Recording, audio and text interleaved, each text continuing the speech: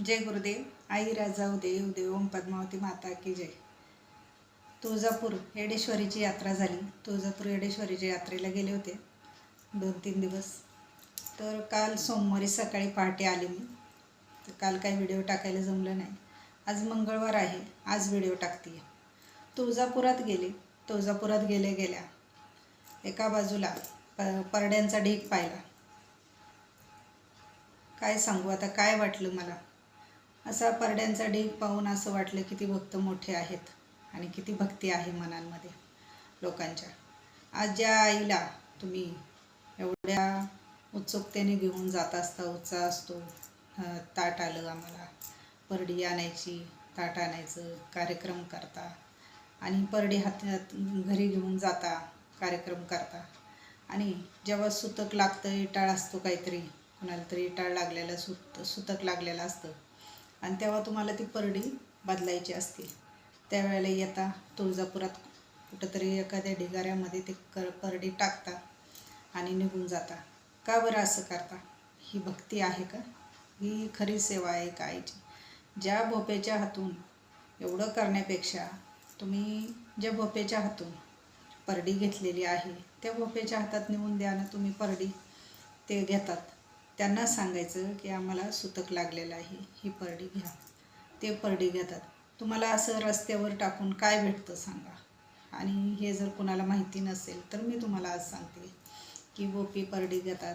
त्यांनी जर नाही घेतली, समजा तुम्ही जर दुकानातून घेतली असेल तर तुम्ही दुकानवाल्यांना विचारा, आम्हाला परडी बदलायची, आम्ही कुठं ठेवू, कोणाकडे देऊ.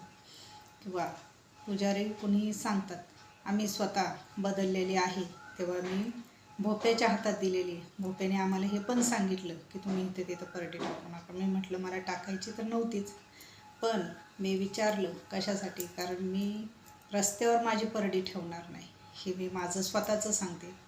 आणि आज तुमचं कसं मन होतं रस्त्यावर परड्या टाकून तुम्ही दुसरी परडी घेता आणि त्याचा आनंद गाजवता.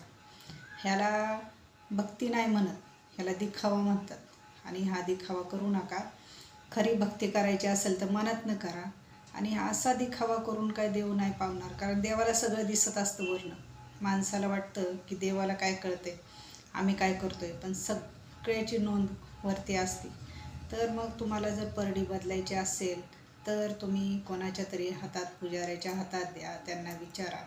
पण अशा रस्त्यावर परड्या टाकू नका, ह्याच्याने देव पावणार नाही आणि ह्याच्याने तुम्हाला जास्त पापं लागतील, हे लक्षात ठेवा.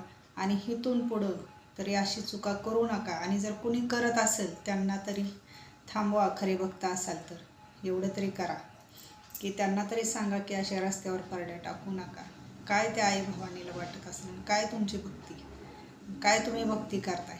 अशी भक्ती काही कामाची नाही आहे. जी दिखाव्याची असेल ना ती भक्तीचा उपयोग होत नाही. ती काही काळापुरतीच असते, पण आईची कृपा होत नाही.